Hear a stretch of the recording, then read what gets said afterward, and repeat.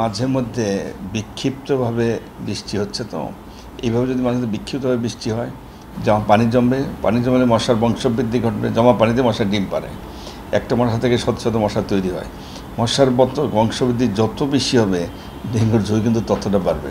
সেজন্য আমার মনে হয় যে এই মাসেও ডেঙ্গু এই অক্টোবর নভেম্বর কিন্তু ডেঙ্গু বাড়তেই থাকবে, যদি না আমরা কার্যকরী কোনো পদক্ষেপ গ্রহণ করি।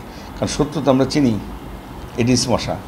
এডিস মশা যদি আমি নিয়ন্ত্রণ করতে না পারি, যদি মশাকে মারতে না পারি, মারতে বলতে মশা অ্যাডাল্ট মশাগুলো ধ্বংস করা, মশা যে ডিম পারে যে জায়গাগুলো ধ্বংস করা। এবং এটা তো শুধু প্রশাসনের কাজ না, নিজের ঘরবাড়ির মধ্যেও তো এটা জরুরি। কারণ এই মশা তো আলটিমেটলি বাইরে যেখানে জমা পানি থেকে কখনো ডিম পারে, এগুলো আবার মশা উৎপন্ন আবার নিজের ঘরে চলে আসে। আপনার ঘরে যেখানে জমা পানি থাকবে, মানে যে কোনোখানে, এটা বলেন এসির নিচে বলেন, ফ্রিজের নিচে বলেন, ফুলের টব বলেন, ছাদ বাগান বা ঘরের চতুর্পাশে জমা পানি পেলে কিন্তু ডিম পারবে। অর্থাৎ এগুলো যদি আমরা পরিষ্কার পরিচ্ছন্ন রাখার ব্যবস্থা না করি, মশা যদি নিয়ন্ত্রণ করতে ব্যর্থ হই, তাহলে কিন্তু ডেঙ্গু বাড়ার ঝুঁকিটা খুব বেশি। এবং যে হারে বাড়ছে, আমার মনে হয় 1705 জন, ওই দিন বলা 1700 ক্রস করে গেছে, এবারও 182 হয়ে গেছে গতকাল।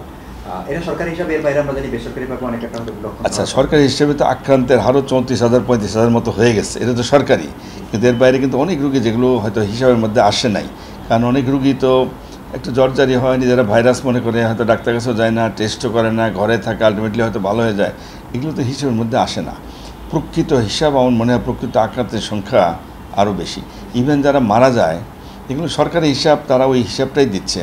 কিন্তু বাইরে যে অনেক মারা যাচ্ছে, এগুলো তো হিসাবে নাই। আমার ধারণা হয়তো মৃত্যুর সংখ্যা আরও বেশি হতে পারে, আক্রান্তের সংখ্যাও কিন্তু বেশি হতে পারে। এই ভয়টা কিন্তু রয়ে গেছে।